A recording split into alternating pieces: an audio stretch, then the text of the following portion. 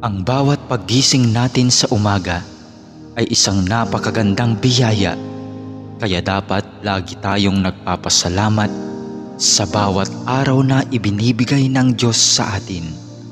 Kaya naman, manalangin tayo sa ngalan ng Ama na siyang lumikha ng langit at lupa. Amen.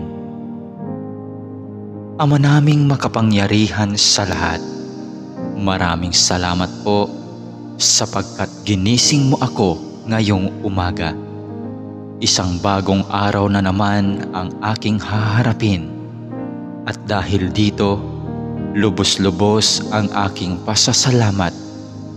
Sa unang mga sandali ng aking araw, nais kong mapuspos ng iyong biyaya at pagmamahal.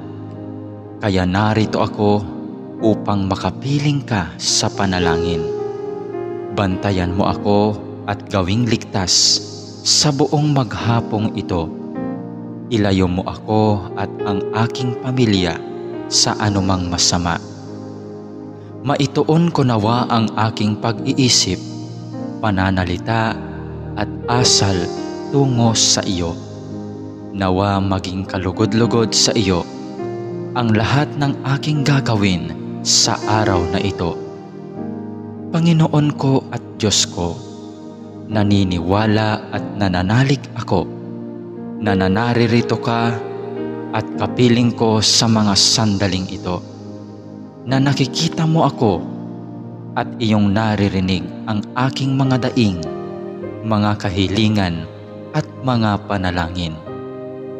Kaya naman, Panginoon, ngayong umaga, sa iyong presensya at pagdamay mo ako kumakapit upang maharap ko ng may katatagan at katapangan ang araw na itong ibinigay mo sa akin.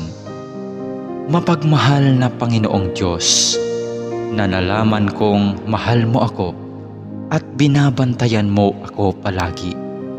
Sa oras man ng kasiyahan at lalong-lalo na sa panahon ng kagipitan at pagsubok. Tulungan mo akong huwag makalimot sa katotohanan ito. Maraming salamat po sa biyaya mong pag-ibig at pag-iingat na hindi mo ipinagkait sa akin, sa kabila ng lahat ng kasalanan at pagkukulang ko. Puno ng pag-asa akong magpapatuloy sa araw na ito sa aking mga dapat gawin dahil na rin sa iyong pagtulong.